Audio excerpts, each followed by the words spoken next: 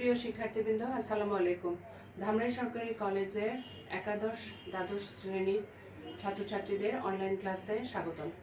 আমি আজকে অর্থনীতি প্রথম পত্রের উপরে একটি ক্লাস নিব।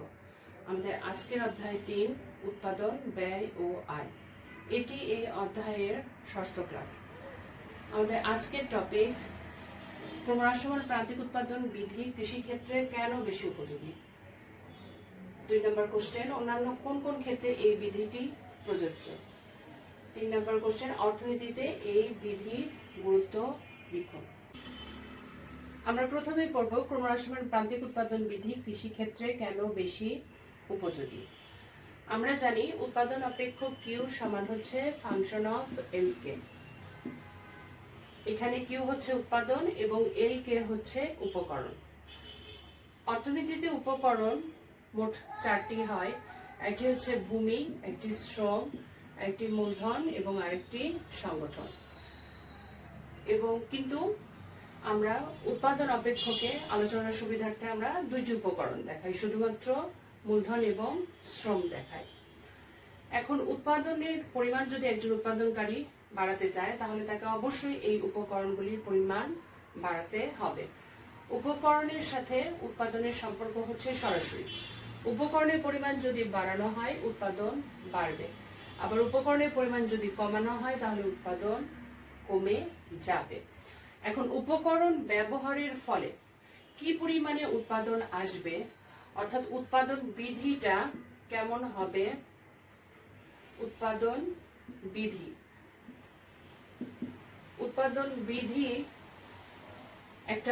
উৎপাদন একটা নিয়ম মেনে আসবে।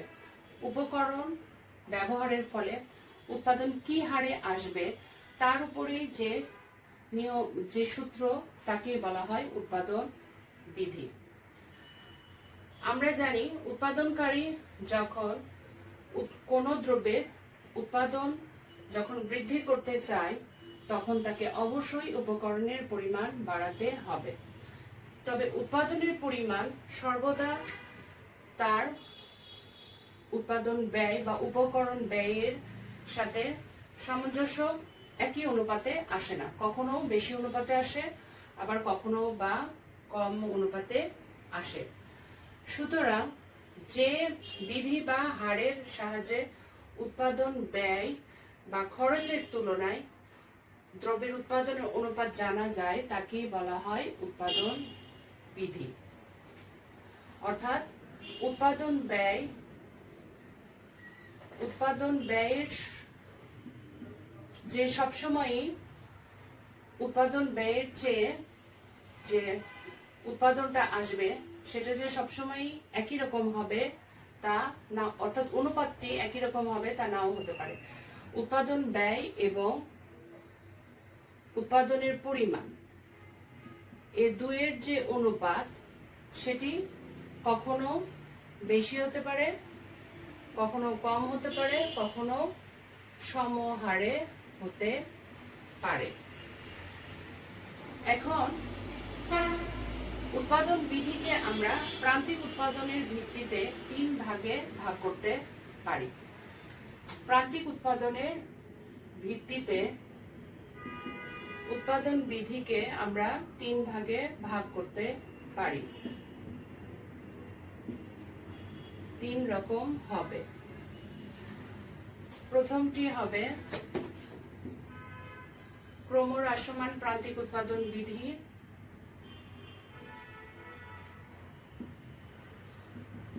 উৎপাদন বিধি এছাড়াও ক্রমবর্ধমান প্রান্তিক উৎপাদন বিধি এবং 3 নম্বর হবে সমানুপাতি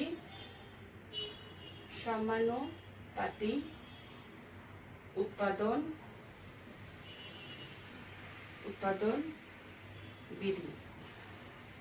আমাদের আজকের টপিক ক্রমহ্রাসমান প্রান্তিক উৎপাদন বিধি। ক্রমহ্রাসমান প্রান্তিক উৎপাদন বিধি অনুযায়ী উৎপাদনের অন্যান্য উপকরণ স্থির থেকে যে কোনো একটি উপকরণের ব্যবহার বাড়াতে থাকলে মোট উৎপাদন বাড়তে থাকে, কিন্তু প্রান্তিক উৎপাদন ক্রমেই হ্রাস পায়।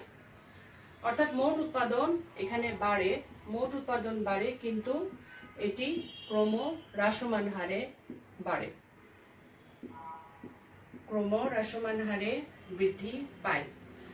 অর্থনীতির প্রায় সকল উৎপাদন ক্ষেত্রেই এই বিধিটি প্রযোজ্য হলেও কৃষি ক্ষেত্রে এই বিধিটি বেশি কার্যকর হয়। এর কারণগুলি কি? এর প্রথম কারণ হচ্ছে উর্বরা শক্তি। এই বিধিটি যখন প্রদান করা হয় তখন মূলত কৃষির উপরেই এই বিধিটি দেয়া হয়েছিল।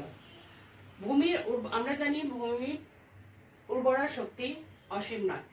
একই ভূমি বারবার ব্যবহারের কারণে প্রাকৃতিক নিয়মেই এর উর্বরা শক্তি হ্রাস পায়, যার ফলে উৎপাদনও হ্রাস পায়।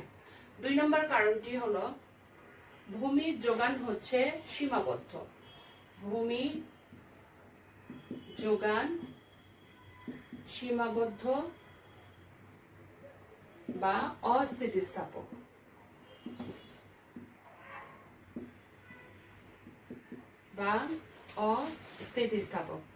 অর্থাৎ ভূমির পরিমাণ সবসময়ই একই রকম আছে বা থাকবে। ভূমি যেহেতু মানব সৃষ্ট নয়, বরঞ্চ তা প্রকৃতির দান, তা কাজেই এর দাম যতই হোক না কেন এর যোগান কোনোভাবেই বাড়ানো সম্ভব নয়। ভূমির যোগান হচ্ছে সম্পূর্ণ অস্থিতিস্থাপক। এই কারণে ভূমিতে অধিক উৎপাদন বৃদ্ধির জন্য অধিক শ্রম ও মূলধন নিয়োগের পরিমাণ ক্রমাগতভাবে বৃদ্ধি করলে মোট উৎপাদন ক্রমহ্রাসমান হারে বাড়বে। এরপরে 3 নম্বর পয়েন্টে হবে সময় ব্যবধানের অনুপস্থিতি। সময় ব্যবধানের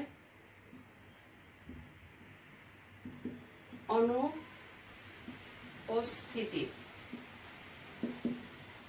এটি বলতে আমরা বুঝবো কৃষিক্ষেত্রে উৎপাদন হচ্ছে একটা চলমান প্রক্রিয়া।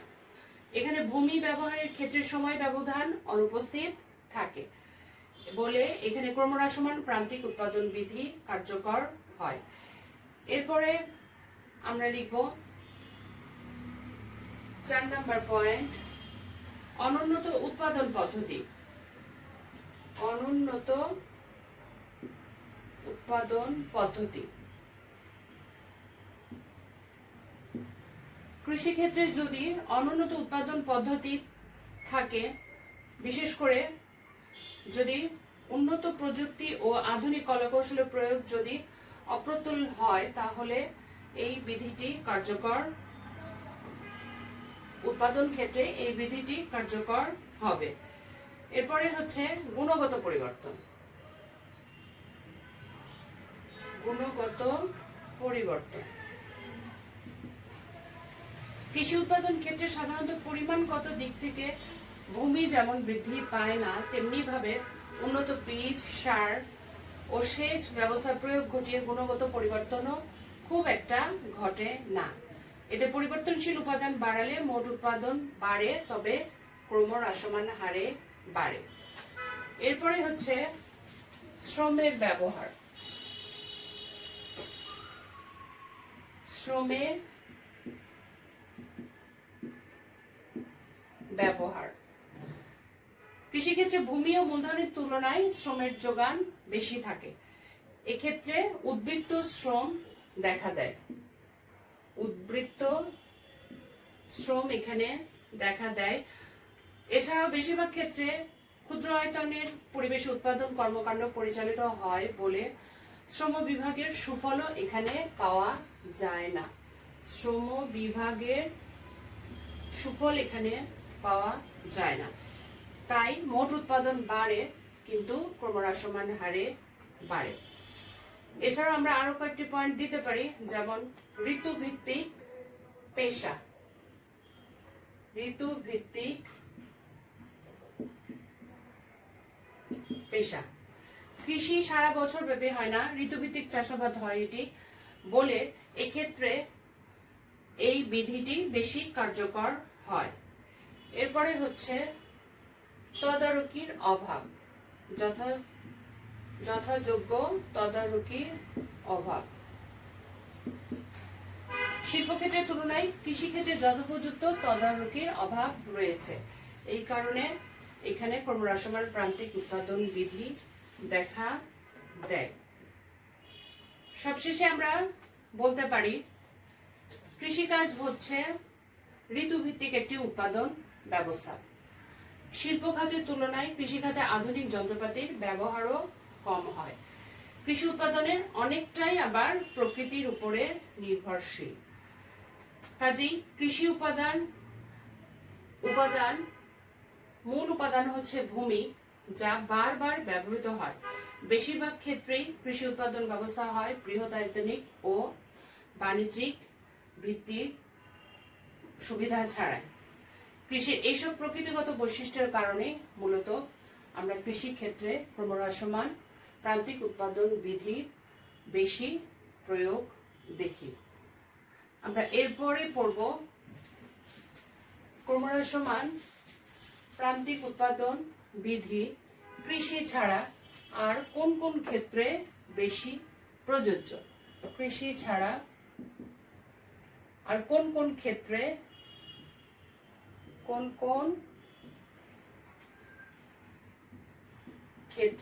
বেশি উপযোগী।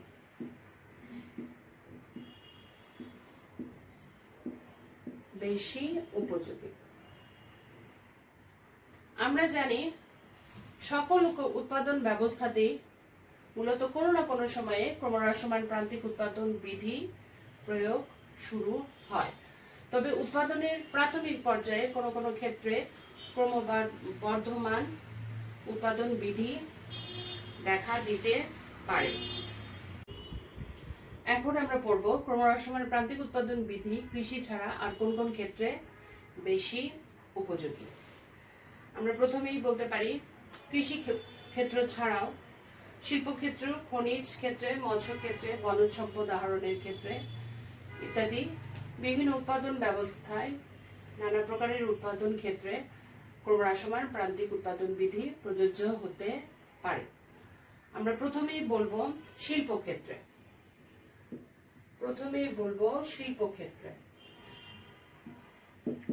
শিল্পক্ষেত্রে একটি বিশেষ পর্যায়ে এবং দীর্ঘকালীন সময়ে ক্রমহ্রাসমান প্রান্তিক উৎপাদন বিধিটি কার্যকর হয়ে থাকে। প্রাথমিক পর্যায়ে শিল্প খাতের আয়তন বৃদ্ধির ফলে কতগুলো আভ্যন্তরীণ ও বাহ্যিক ব্যয় সুবিধা,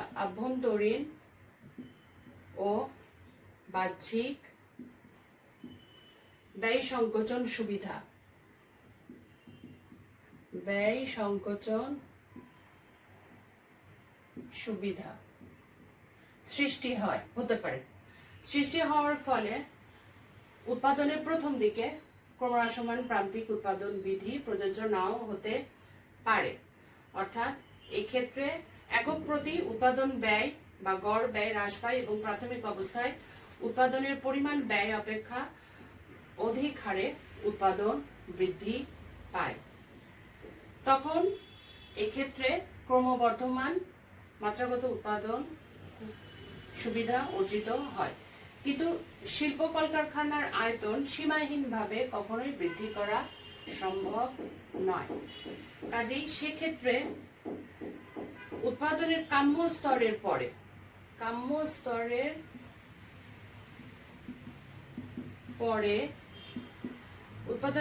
স্তরের পরে যে হারে শ্রম ও মূলধন নিয়োগ করা হয় সেই হারে উৎপাদন না বেড়ে বরঞ্চ তার চেয়ে কম হারে বাড়তে পারে। কি কারণে বাড়তে পারে? ব্যবস্থাপনার অদক্ষতা, সমন্বয় কমতে পারে। ব্যবস্থাপনার অদক্ষতা, সমন্বয় ও নিয়ন্ত্রণের ক্রমবর্ধমান অসুবিধা, কাঁচামালের দুষ্প্রাপ্যতা ইত্যাদির জন্য দীর্ঘকালে এই বিধিটি শিল্পক্ষেত্রে কার্যকর হয়।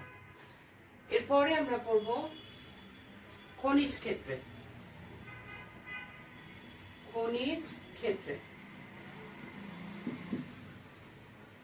এই বিধি খনিজ পদার্থ উত্তোলনের ক্ষেত্রেও প্রযোজ্য হয়। খনিজ সম্পদ হচ্ছে প্রকৃতির দান, এর পরিমাণ হচ্ছে সীমিত। তাই খনিজ সম্পদ যখন আমরা ক্রমাগত উত্তোলন করতে থাকি তখন এর পরিমাণ একসময় নিঃশেষ হবে বা এর পরিমাণ ক্রমেই কমতে থাকবে। এই অবস্থায় খনিজ যদি অধিক সম্পদ উত্তোলনের জন্য এর গভীরে যেতে হয় তাহলে উৎপাদন ব্যয়টা বেড়ে যাবে এবং এর ভিতর থেকে যে উৎপাদনটা আমরা পাবো এটি কমে যাবে। কাজেই খনির ভিতরে বিভিন্ন যে আলো বাতাসের ব্যবস্থা ইত্যাদি করার জন্য প্রচুর অর্থ ব্যয় করতে হবে, কিন্তু এসব খরচ যে হারে বাড়ে খনিজ থেকে প্রাপ্ত সম্পদ উত্তোলন সেই হারে সম্ভব হয় না। এভাবে খনিজ ক্ষেত্রে ক্রমহ্রাসমান উৎপাদন বিধিটি প্রযোজ্য হয়। এরপরে আমরা পড়ব মৎস্য ক্ষেত্রে। মৎস্য ক্ষেত্রে মৎস্য ক্ষেত্রেও আমরা ক্রমহ্রাসমান প্রান্তিক উৎপাদন বিধি প্রয়োগটি লক্ষ্য করি। ভূমির যোগানের মতো নদ নদী, নদী নালা, পুকুর, খালবিল ইত্যাদিতে মাছের পরিমাণ অবশ্যই সীমিত এবং খুব দ্রুত এই মাছের পরিমাণ বাড়ানো সম্ভব হয় না। এসব মৎস্য ক্ষেত্র হতে যত বেশি মৎস্য ধরা হবে ততই এর পরিমাণ হ্রাস পেতে থাকে। এরূপ ক্ষেত্রে অধিক মাছ শিকার করতে হলে নদী, পুকুর ইত্যাদি, সমুদ্র প্রভৃতির গভীরে যেতে হয় এবং এর একটি ব্যয় আছে। শ্রমিক, জাল, নৌকা ইত্যাদি বাবদ প্রচুর অর্থ ব্যয় করতে হয়। কিন্তু এক্ষেত্রে দেখা যায় যে ব্যয় যে হারে বাড়ে উৎপাদন বা মাছ ধরার পরিমাণ সেই হারে বাড়ে না। কাজেই আমরা বলতে পারি যে মৎস্য ক্ষেত্রেও আসলে ক্রমহ্রাসমান প্রান্তিক উৎপাদন বিধি প্রযোজ্য হয়। এরপরে আমরা আরেকটি উৎপাদন ক্ষেত্র দেখব, সেটি হচ্ছে বনজ সম্পদ। বনজ সম্পদ আহরণের ক্ষেত্রে বনজ সম্পদ আহরণের ক্ষেত্রেও ক্রমহ্রাসমান প্রান্তিক উৎপাদন বিধি প্রযোজ্য হয়। বনজ সম্পদের পরিমাণ হচ্ছে সীমিত।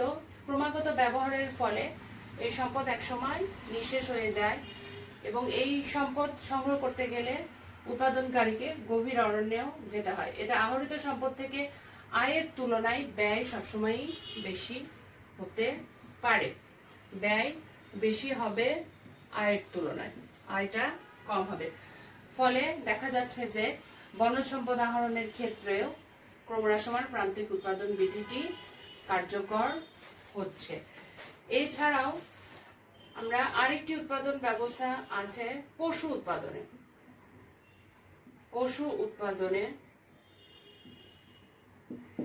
পশু উৎপাদনের ক্ষেত্রেও আমরা দেখি ক্রমহ্রাসমান প্রান্তিক উৎপাদন বিধি প্রযোজ্য হচ্ছে। এক্ষেত্রে আমরা দেখি পশু উৎপাদন খাতে গতানুগতিক যে খামার ব্যবস্থা, সেখানে গোখাদ্যের অভাব, অনুন্নত প্রজনন ব্যবস্থা, পশু চিকিৎসা, পরিচর্যার দুর্বলতা ইত্যাদি কারণে শ্রম ও মূলধন অধিক হারে নিয়োগ করা হলেও দেখা যায় যে উৎপাদন ক্রমবর্ধমান হারে না বেড়ে বরঞ্চ ক্রমহ্রাসমান হারে বাড়ছে। কাজেই আমরা আলোচনার প্রেক্ষিতে আমরা বলতে পারি যে ক্রমহ্রাসমান প্রান্তিক উৎপাদন বিধিটি শুধুমাত্র কৃষি ক্ষেত্রেই প্রযোজ্য নয়, বরঞ্চ উৎপাদনের একটি নির্দিষ্ট স্তর পর্যন্ত এই বিধিটি অন্যান্য উৎপাদন ক্ষেত্রেও স্থগিত থাকলেও পরবর্তীতে উৎপাদনের একটি পর্যায়ের পর অর্থনীতির সকল ক্ষেত্রে, উৎপাদনের সকল ক্ষেত্রেই এই বিধিটি প্রযোজ্য হতে পারে। কাজেই আমরা দেখতে পাচ্ছি ক্রমহ্রাসমান প্রান্তিক উৎপাদন বিধি শুধু কৃষি ক্ষেত্রে প্রযোজ্য নয়, বরঞ্চ এটি অর্থনীতিতে উৎপাদনের অন্যান্য ক্ষেত্রেও, যেমন শিল্প, খনিজ, বনজ সম্পদ আহরণ, মৎস্য ক্ষেত্রেও প্রযোজ্য হতে দেখা দেয়। তবে উৎপাদনের অন্যান্য ক্ষেত্রে উৎপাদনের প্রাথমিক পর্যায়ে এই বিধিটি স্থগিত থাকতে পারে, তবে একটি পর্যায়ের পরে এই বিধি অর্থনীতির অনেকগুলো গুরুত্বপূর্ণ খাতে কার্যকর হতে পারে।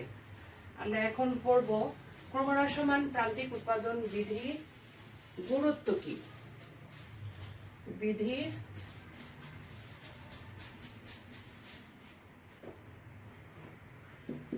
গুরুত্ব। ক্রমহ্রাসমান ক্রমহ্রাসমান প্রান্তিক উৎপাদন বিধিটি অর্থনীতিতে একটি গুরুত্বপূর্ণ স্থান নিয়ে আছে। এই বিধিতে বলা হয়েছে উৎপাদনের যে কোনো একটি উপকরণকে স্থির রেখে একটি পরিবর্তনশীল উপকরণকে যত বাড়ানো যাবে মোট উৎপাদন তখন বাড়বে ঠিকই, কিন্তু সেটি বাড়বে, মোট উৎপাদন বাড়বে, কিন্তু সেটি বাড়বে ক্রমহ্রাসমান হারে। ক্রমহ্রাসমান হারে। এই বিধিটি প্রথম দেন অধ্যাপক মার্শাল। তিনি ভূমির উপরে এই বিধিটি, ভূমির ক্ষেত্রে এই বিধিটি প্রদান করেন। এই বিধিটি যে সময়ে প্রদত্ত হয়েছিল বর্তমানকালে সেই সময়টা পরিবর্তিত হয়েছে। মূলত ঊনবিংশ শতাব্দীর মধ্যভাগে, ঊনবিংশ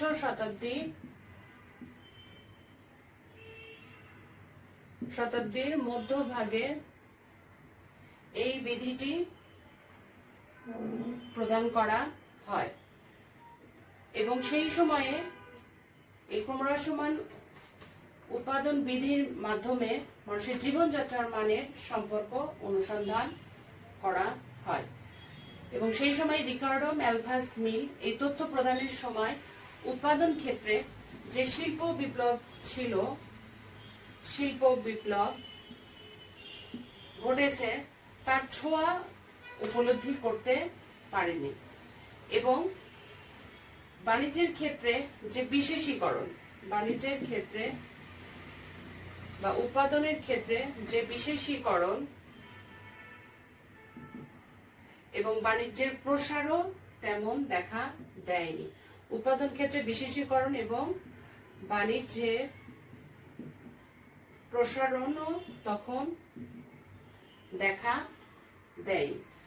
কাজেই সেই সময়ে প্রদত্ত এই বিধিটি বর্তমান যুগেও গুরুত্বপূর্ণ কিনা। অর্থনীতিবিদরা মনে করেন এই বিধির গুরুত্ব বর্তমান কালেও কোনো অংশে হ্রাস পায় না, বরঞ্চ দেখা যাচ্ছে যে আধুনিক যুগে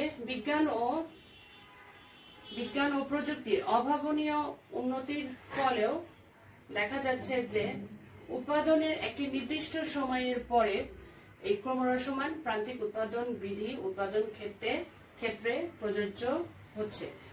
কাজেই অনেক অর্থনীতিবিদগণ এই ক্রমহ্রাসমান প্রান্তিক উৎপাদন বিধিকে একটি বাস্তবসম্মত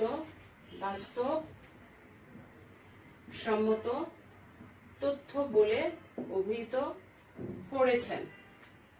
মূলত বিজ্ঞান ও প্রযুক্তির উন্নতি সাময়িকভাবে এই বিধিকে সাময়িকভাবে স্থগিত রাখতে পারে, কিন্তু বিশ্বাস করা হয় যে একদিন না একদিন অবশ্যই এই বিধিটি উৎপাদন ক্ষেত্রে প্রযোজ্য হবে। নতুন নতুন কলাকৌশলের বিপ্লবাত্মক পরিবর্তন, অর্থাৎ বিপ্লবাত্মক পরিবর্তন হলেই কেবলমাত্র এই বিধিটি প্রযোজ্য হবে না। বিপ্লবাত্মক পরিবর্তন উৎপাদন ক্ষেত্রে হলেই কেবল এই বিধি কার্যকর হতে পারবে না, কিন্তু কলাকৌশলের ক্রমাগত বিপ্লবাত্মক পরিবর্তনেরও একটা সীমা আছে।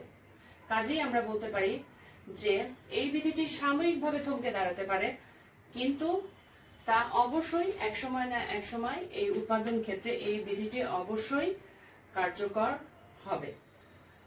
মূলত এই বিধি একটি সমীক্ষা ভিত্তিক বিধি। সমীক্ষা ভিত্তিক বিধি উৎপাদনের নানা ক্ষেত্রে এর প্রয়োগ লক্ষ্য করা যায়। যেমন 1815 সালে রিকার্ডো এই বিধিটি কৃষি ক্ষেত্রে লক্ষ্য করেন। রিকার্ডো এই বিধিটি কৃষি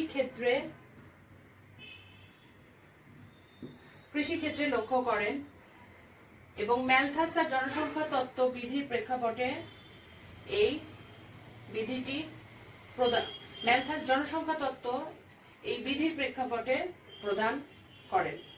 কাজেই কৃষি ক্ষেত্রে এই বিধির প্রয়োগ নিয়ে কারোই সন্দেহ নেই, কিন্তু পদার্থবিজ্ঞানের মতো এই বিধিটি আসলে সর্বক্ষেত্রে হয়তো সত্য হয় না, কিন্তু লক্ষ্য করা যায় যে কোনো কোনো উৎপাদন ক্ষেত্রে এই বিধিটি অতি দ্রুতই কার্যকর হয়, আবার কোনো কোনো ক্ষেত্রে এই বিধিটি কার্যকর হতে বিলম্ব।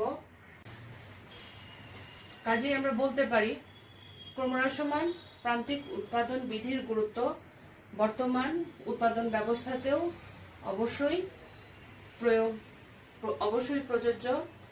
সাময়িকভাবে এই বিধির কার্যকারিতা না আসলেও উৎপাদন ক্ষেত্রে এক সময় অবশ্যই এই বিধি উৎপাদনের সকল ক্ষেত্রে এই বিধির কার্যকর হবে। এবং অধ্যাপক স্যামুয়েলসন যথার্থই বলেছেন, ক্রমহ্রাসমান প্রান্তিক উৎপাদন বিধি অর্থনীতি ও কারিগরি বিদ্যার একটি মৌলিক বিধি।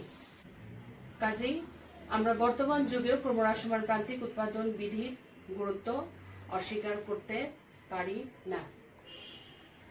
প্রিয় শিক্ষার্থীবৃন্দ, আজকে আমরা পড়লাম ক্রমহ্রাসমান প্রান্তিক উৎপাদন বিধির উৎপাদন ক্ষেত্রে গুরুত্ব এবং কৃষিক্ষেত্রে এটি বেশি প্রয়োগযোগ্য এবং উৎপাদনের অন্যান্য ক্ষেত্রেও দেখা যাচ্ছে ক্রমহ্রাসমান প্রান্তিক উৎপাদন বিধি একসময় না একসময় অবশ্যই কার্যকরী হয়। আশা করি ক্লাসটি তোমাদের ভালো লেগেছে। তোমাদের প্রত্যেকের উজ্জ্বল ভবিষ্যৎ কামনা করে আজকের মতো এখানেই শেষ করছি। আল্লাহ হাফেজ।